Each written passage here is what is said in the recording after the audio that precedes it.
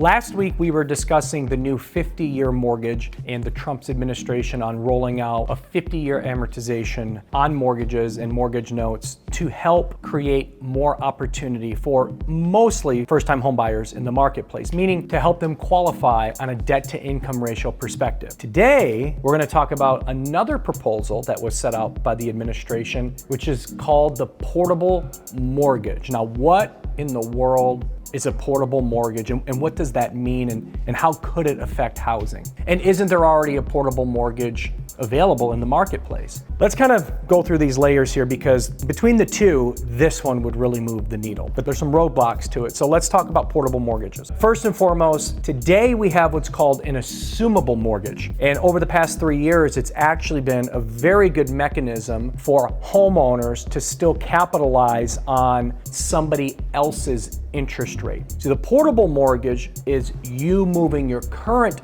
mortgage to a different property. Assumable is acquiring someone's current note on their property. As an example, today's interest rates, say it's 6.5%. You're interested in buying somebody's residence who currently has a 3% interest rate because they bought in 2021. And if you can get their interest rate and assume their mortgage, theoretically you would save money. Now, it is a really good vehicle if it's applicable, but it's not always applicable. And in many cases, even if it is, it comes with consequence to the seller who holds the mortgage. If I'm sounding confusing, I apologize, but let's break it down very easily. I am selling my home, and let's say I have a VA loan at 3% on my house. I'm going to be purchasing your home. Instead of me taking out a new mortgage to buy your home, which you would typically do, I'm going to take over the current mortgage that you have, and you will no longer have that mortgage. I'm taking yours over from you, so my rate is now 3%. Here's some of the drawbacks. 1, qualifying. It's not always easy to qualify for. 2,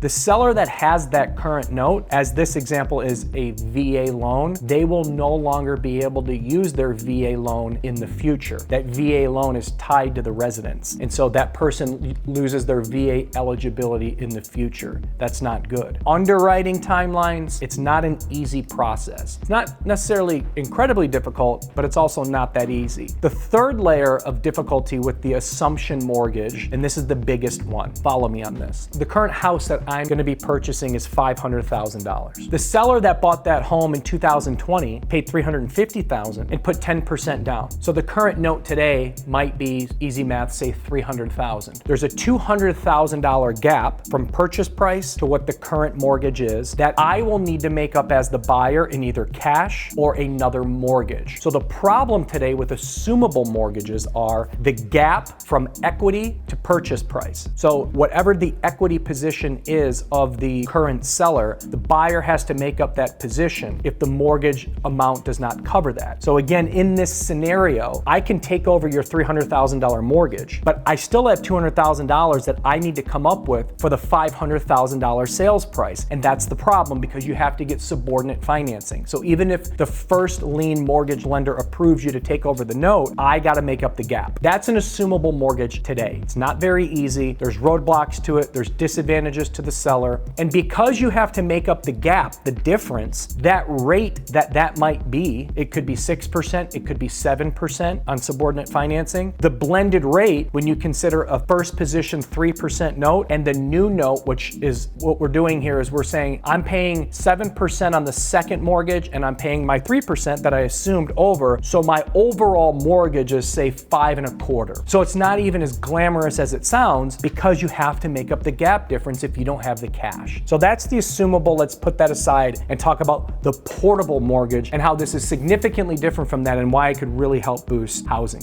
The portable mortgage proposal is me taking the current mortgage that I have and allowing me to purchase a new home, taking my note with me. So now I'm not assuming somebody's note, I'm taking what I currently got with me. Let's use an example. Let's say that you bought your home in 2021, you paid $400,000 for it, and you financed $350,000. On that $350,000, you have a 3% interest rate. So now I'm gonna take that 3% interest rate and I'm gonna be able to buy whatever home I want and have that interest rate and that mortgage amount available to me in a first position mortgage. Now that sounds really interesting. So as long as the LTV meets qualification, as long as I still qualify as a buyer, I'll be able to use my current mortgage. Now, we're still going to have a gap if the financing amount can't be made up in cash. So if I say, okay, I have a $350,000 current note at 3%. I want to go buy a $500,000 home. Okay, great. So let's say that my first position lender, let's use Wells Fargo as an example. Wells Fargo is going to say, okay, $350,000, you're buying for $500,000. We'll loan you up to $400,000 because it's an 80% loan to value, 20% down, at an 80% loan. So Wells Fargo will now give me another $50,000 and I'll have $100,000 in equity, or I'll have to put down my $100,000. So $500,000 purchase, I'm putting down $100,000. I'm moving in my first position note at $350,000 and I'm gonna borrow $50,000 because that's what the qualifications are. Now, where does $100,000 come from? It's gonna come from proceeds on the sale of your home. People have equity. So I'll have the cash available from the equity in my home for my down payment, or at least use some of that. I'm gonna move my first position note onto a new property, and then I'm gonna see what the max amount that I can borrow from the bank. Now, the bank might say, on the new borrowing money, we're gonna charge you X amount of dollars, which is similar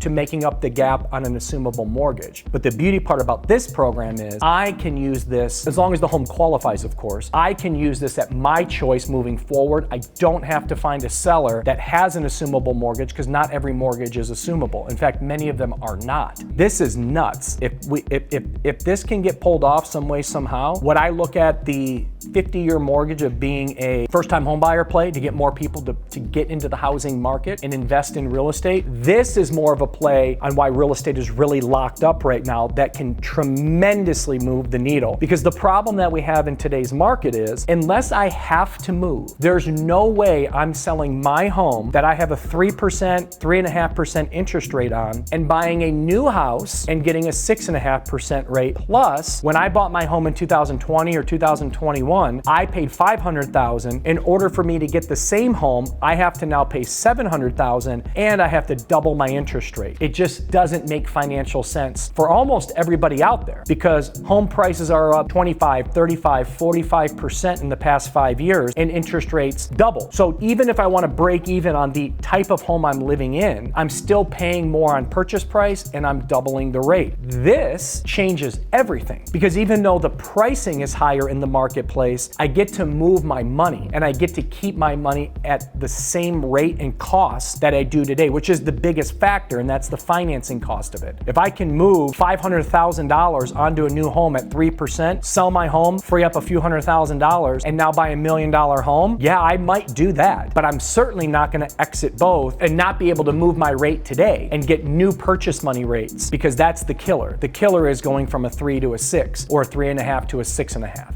If we have the ability to be mobile with our mortgage in this country, so many potential buyers that have been held up in the market because they don't want to sell their home, because they don't want the double whammy effect, that's huge. And I mean huge. This is a move-up buyer play. This is for the majority of the real estate market today that has been stuck in purgatory because they just simply can't stomach. They can stomach paying a little bit more on purchase price. They can't stomach a double interest rate on all the money. So now you can take a good chunk of the money, keep your current interest rate, put some money down, and perhaps the lender will finance you the new money at maybe a higher rate. They might blend it. They might even roll it in. I don't know what that side looks like, but my goodness, does that really help the cause tremendously. And we would see an incredible amount of movement in the housing market. Now, is that scary for values? Yeah, maybe, but maybe it just gets people more mobile. Somebody said to me yesterday when I was talking about this, they said, but doesn't that just kill mortgage companies? Because they won't have transactions if you're just allowing them to move the note. And I said, no, because they still need to underwrite the file. So they still need to get whatever home you're purchasing, they still need to to underwrite that asset to make sure that it qualifies, whether it be from an LTV perspective, you still qualify as a borrower. So I think what it would do tremendously is give more transactions to the banks. And also, do they want to borrow subordinate financing behind their first, or just roll it all into one and have a blended rate? There's a lot of things that we could potentially do creative-wise when it comes to underwriting and guidelines for this, but I think the banks would flourish in terms of transactions, meaning because the person who was talking to me yesterday said the banks would get crushed. They wouldn't be able to do any loans and I said, no, because they still got to do the loan. You still need to underwrite that new asset and put a new deed of trust on that asset. So we still need title, we still need lending, and we'll have a lot more real estate transactions. This idea is incredibly creative. And man, if this comes out, and once we see the guidelines for it, if it allows people to be mobile with their mortgage, so many things are on the table. So I think this one could really, the 50-year really helps first-time home buyers enter the marketplace, qualifying, getting them into the market. Yes, you're paying more interest. We all know that. You're probably going to pay a higher rate, but at least you can play the game and see appreciation as you have home ownership. At least you don't have to rent and throw your money away. There's a lot of pundits on this side, and the reality is look, the good certainly outweighs the bad. And if you don't like the 50-year mortgage, then don't take one. The portable mortgage, that could move the needle. So we'll see where it goes.